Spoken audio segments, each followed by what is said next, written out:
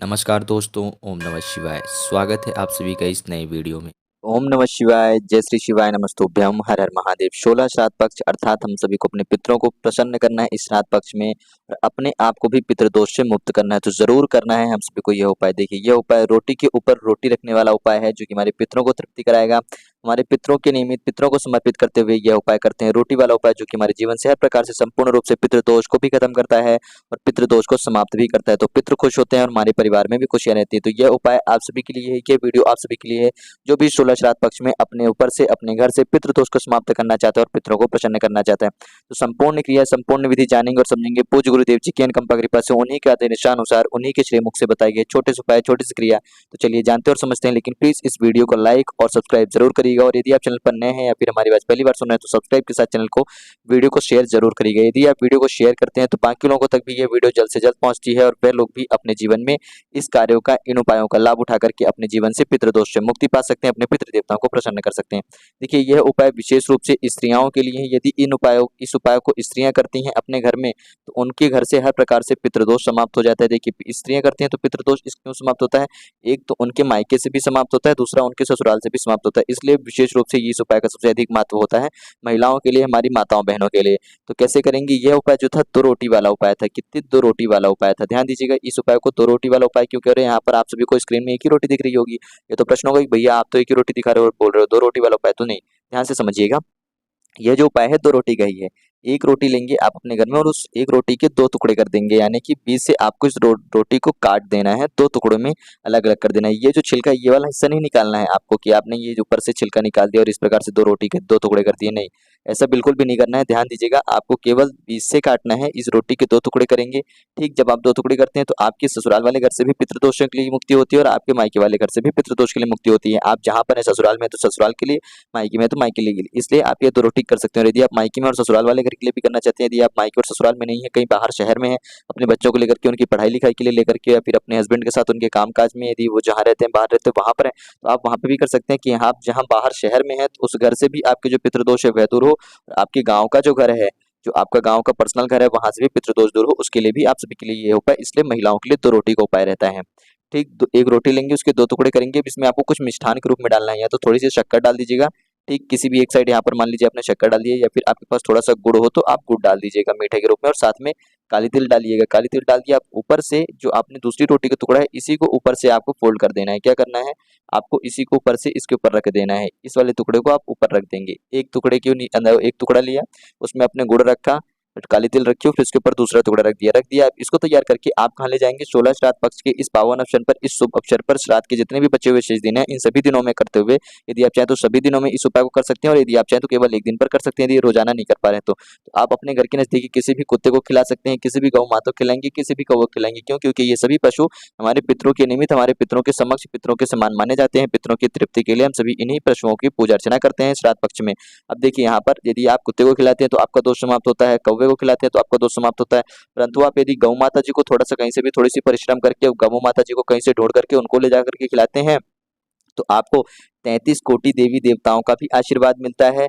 गौ माता जी का आशीर्वाद मिलता है, क्योंकि गौ हमारे लिए माता समान होती है, तो हमें गौ माता जी का भी आशीर्वाद मिलता है। साथ ही साथ हमें हमारे जो पितृदेव हैं उनका भी आशीर्वाद मिलता है। पितृ हमारे तृप्त होते हैं और प्रसन्न भी होते हैं, पितृ खुश होते हैं, तो इससे हमारे घर के हर प्रकार से कलेश, ग्रह, कष्ट, लड़ाई झगड़ा, दुख, दरिद्रता, रोग, बीमारी, पीड़ा, धन की आर्थिक समस्या, सारी समस्याएं दूर होती हैं। यदि हम गौ माता जी खिलाते, गौ माता जी नहीं मिल रही है तो हम कुत्ते को या फिर कौवे को भी खिला सकते हैं। कौवे खिलाने के लिए हम अपने घर की बालकनी या छत में रख देंगे, कुत्ते खिलाने के लिए हम कहीं पे भी जाकर के ढूंढ करके दे सकते हैं। किसी यदि आसपास के पड़ोसी में भी किसी ने कुत्ता पाल रखा है और उनको, यदि वो आप अपने कुत्ते को रोटी खिलाने दे रहे हैं तो आप खिला दीजिएगा।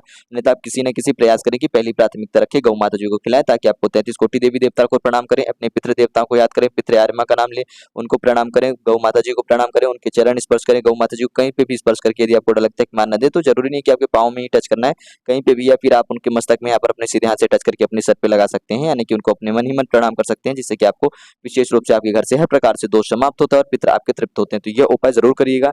यदि आप इसको 16 श्राद्ध पक्ष के प्रत्येक दिनों पर कर पाते हैं तो बहुत अच्छी बात है। वैसे तो आप सभी को यह उपाय डेली करना है, यदि नहीं कर पा रहे हैं तो आप इस उपाय को केवल और केवल एक दिन भी करते हैं, तो बहुत ही अच्छी और उत्तम बात रहेगी। अब इस उपाय को करने के लिए एक बात का और ध्यान रखिएगा कि यदि आप इस उपाय को कर रहे हैं तो किस समय पे करेंगे। तो जो इस उपाय की विशेष रूप से समय सारणी मानी गई है गुरुजी के अनुसार। तो गुरुजी कहते हैं कि सुबह 10 से लेकर के 12 बजे का जो समय होता है सबसे ज़्यादा विशेष और उत्तम समय माना जाता है हमारे पितृ देवताओं के निमित्त।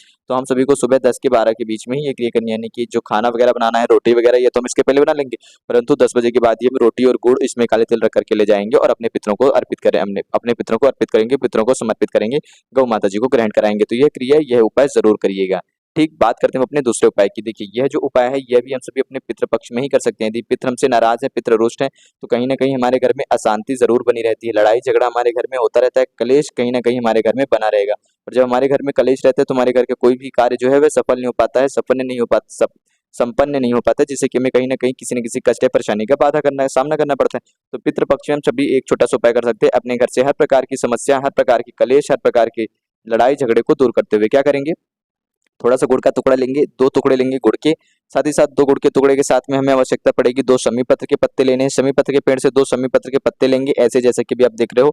यदि पत्ते नहीं मिलते तो ज़्यादा विचलित मत होइएगा, आप केवल 2 साबुत चावल के दाने ले लेंगे, ठीक है? 2 गुड़ के टुकड़े ले लिए, 2 साबुत चावल के दाने ले लिए। अब आपको आवश्यकता पड़ेगी 1 नारियल की। देखिए, आपको पानी वाला नारियल नहीं लेना है, सूखा नारियल लेना है। कैसा नारियल लेंगे? आप सभी सूखा नारियल लेंगे और उस एक ऐसे सूखे नारियल को आप उसको बीच से काट करके उसका आधे टुकड़ा तैयार करेंगे। इसमें आप गुड़ डालेंगे, जो आपके पास गुड़ था वह गुड़ डालना है, 2 शमी पत्र या चावल के दाने जो हैं वह डालेंगे, इसमें डाल लिया।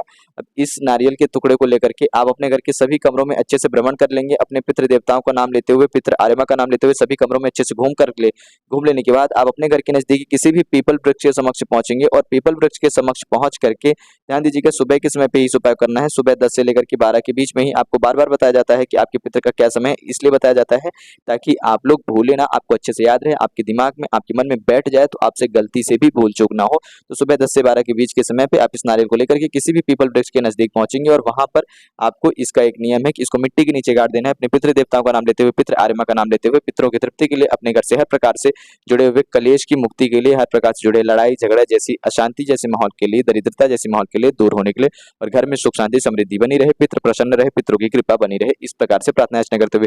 तो इस उपाय को यदि हम चाहें तो किसी भी 2-3 दिनों पर कर सकते हैं। सप्तमी तिथि हो, अष्टमी हो, नवमी हो, एकादशी हो या फिर अमावस्या की तिथि हो या फिर शनिवार का दिन हो, तो इन सभी दिनों पर हम इस उपाय करते हैं। तो इस उपाय का विशेष रूप से महत्व होता है और भी ज़्यादा अत्यधिक हम सभी को लाभ होता है, क्योंकि पीपल का वृक्ष और भी ज़्यादा शुभ माना जाता है इन सभी तिथियों पर। तो एक छोटा सा उपाय ज़रूर करेंगे अपने घर से हर प्रकार की नकारात्मक शक्तियों को दूर करने के लिए। बात करते हैं अपने अंतिम और तीसरे विशेष उपाय की। तो देखिए, यह जो उपाय है, इस उपाय में यदि हम इस उपाय करते हैं तो हमारे घर से हर प्रकार से जो है पितृदोष की समस्याएं, जो जिन लक्षणों से पितृदोष होता है, कैसे-कैसे लक्षण होते हैं, देखिए।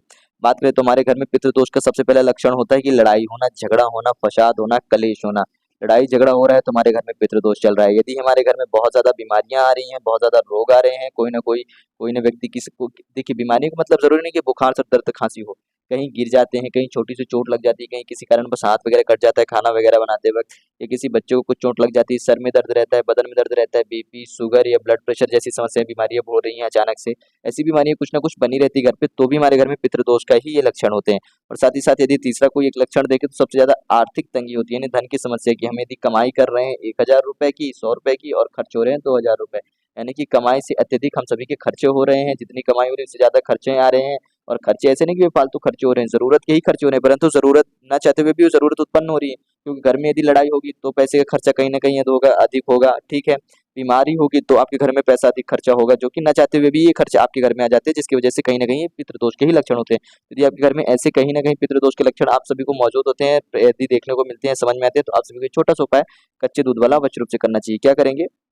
एक खाली पात्र लेंगे, उसमें थोड़ा-सा गंगा जल मिलाएँगे, यदि गंगा जल ना हो तो आप केवल और केवल जल डाल सकते हैं और बाकी का शेष कच्चा दूध मिलाएँगे गौ माता जी का। कच्चा दूध और शेष गंगा जल मिला लिया, इस जल के पात्र को ले इसी दूध के पात्र को लेकर के सबसे पहले अपने घर में अच्छे से भ्रमण कर लीजिएगा, घूम लीजिएगा। घूमेंगे आप अपने पितृ देवताओं का नाम लेते हुए, ओम पितृ देवताय नमः, ओम पितृ आर्यमाय नमः, या फिर यानी कि पितृ आर्यमा का नाम लेते हुए आप अपने घर में संपूर्ण घर में भ्रमण कर लिया है, पितृ देवताओं का नाम ले लिया है, भ्रमण कर लिया अच्छे से।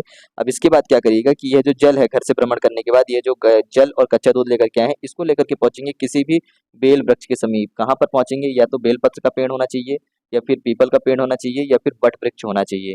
यदि ये तीनों नहीं मिलते हैं, बेल पेड़ की पहली प्राथमिकता दीजिएगा कि आप बेल पेड़ के नीचे पहुंचे। देखिए बेल पेड़ के नीचे पहुंचेंगे तो वहां पर जाएंगे, जब यदि बेल पेड़ के पास जा रहे हैं तो आपको साथ में एक दीपक अवश्य रूप से लेकर के जाना है, यानी कि आप साथ में एक दीपक लेकर के जाएंगे जो कि लंबी बाती का दीपक होना चाहिए। क्यों? क्योंकि बेल पेड़ के नीचे जड़ पे जो है माता लक्ष्मी जी का साक्षात वास रहता है। सदैव माता लक्ष्मी जी निवास करती हैं बेल पेड़ की जड़ में। तो माँ लक्ष्मी के लिए आप सभी को एक लंबी बाती का दीपक अवश्य रूप से लेकर के जाना है प्रज्वलित करके, और इस दीपक को आप रखेंगे तो यानी कि जो आप दीपक यहाँ पर प्रज्वलित कर रहे हैं लंबी बाती का माता लक्ष्मी जी के नियमित, इसको आप दक्षिण दिशा की तरफ करके समर्पित करेंगे। किस दिशा की तरफ? दक्षिण दिशा की तरफ इस दीपक का मुख करके समर्पित करेंगे।